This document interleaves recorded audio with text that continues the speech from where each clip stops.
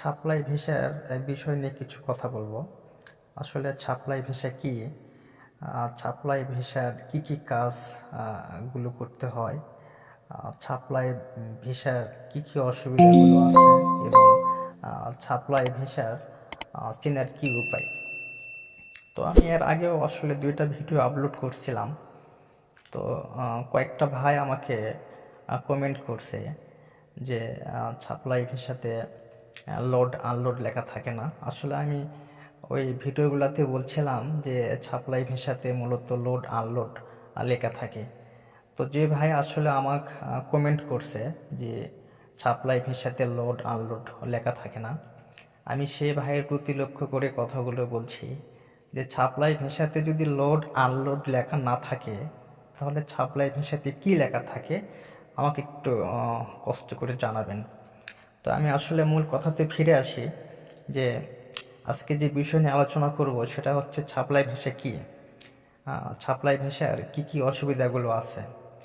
তো প্রথমত আমি যে কথাটা বলতে চাচ্ছি যে সাপ্লাই ভিসায় কি, এটার কি সমস্যাগুলো। তো সাপ্লাই ভিসাটা হচ্ছে এমন একটি ভিসা যে যে কোম্পানিতে আপনাকে নিয়ে যাওয়া হচ্ছে বা যে কোম্পানিতে আপনাকে নিয়ে যাচ্ছে সে কোম্পানির নিজস্ব কোনো কাজ নেই। তারা ছোট কোনো একটা কোম্পানির থেকে ভিসা কিনে নেয় এবং ওই কোম্পানির নাম ভিসাতে ব্যবহার করে বিভিন্ন দেশের যাত্রীকে নিয়ে যায়। তাদের নিজস্ব কোনো কাজ নেই বা কাজ থাকে না। তারা বিভিন্ন প্রতিষ্ঠানে কাজ কন্ট্রাক্ট নিয়ে থাকে এবং সেখানে কাজ করায়। তো এখন আসি সাপ্লাই ভিসার অসুবিধাগুলো কি। তো সাপ্লাই ভিসার অসুবিধাগুলো হচ্ছে প্রথমত তারা ডিউটি বেশি করে নেয় এবং একাধিকবার প্রতিষ্ঠান চেঞ্জ করায় এবং যে কাজের কথা বলে নিয়ে যায় সে কাজগুলো তারা দেয় না। আপনাকে যে কয়েকদিন কাজ করাবে বা যে কয়েকদিন কাজ করে নেবে সে কয়েকদিনের বেতন দিবে।